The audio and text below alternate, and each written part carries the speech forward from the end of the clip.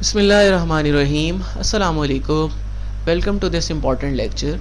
इस लेक्चर के अंदर हम उन सारे प्रोसेसेस का रिव्यू करेंगे जिसमें फ़ोटॉन्स इंटरेक्ट कर रहे हैं विद मैटर।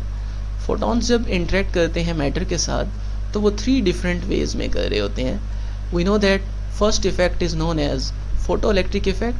फ़ोटोइलेक्ट्रिक इफ़ेक्ट के अंदर जब लाइट फॉल करती है मेटल के ऊपर तो उससे इलेक्ट्रॉन्स एमिट होते हैं, लेकिन इस केस के अंदर लाइट पूरी तरह से एब्जॉर्ब हो जाती है और जितनी भी लाइट है वो कन्वर्ट होती है इनटू वो एनर्जी कन्वर्ट होती है इनटू एमिशन ऑफ इलेक्ट्रॉन्स। क्योंकि इस केस के अंदर जो फोटोन यूज़ हो रहा होता है that is of low energy, क्योंकि हम आमतौर पे विजिबल लाइट यूज़ कर रहे होते हैं या उसके नियरेस्ट बैंड की लाइट यूज़ कर रहे होते हैं, तो इस वजह से मैक्सिमम एनर्जी एब्जॉर्ब हो जाती है क्योंकि लो एनर्जी फोटोन है।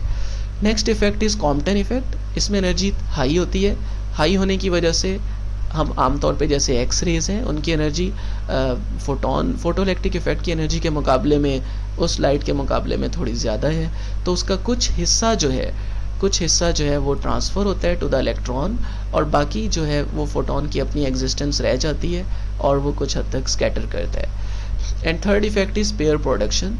पेयर प्रोडक्शन के अंदर नाम क्लियर है, पेयर जनरेट होता है, लेकिन इस केस के अंदर हम बहुत हाई एनर्जी फोटॉन्स यूज़ करते हैं जैसा कि गैमा रेज़ हैं और इनकी एनर्जी इतनी ज़्यादा हाई होती है कि फ़ोटॉन जो है वो अपने आप को इलेक्ट्रॉन और पॉजिट्रॉन में चेंज कर देता है पेयर में।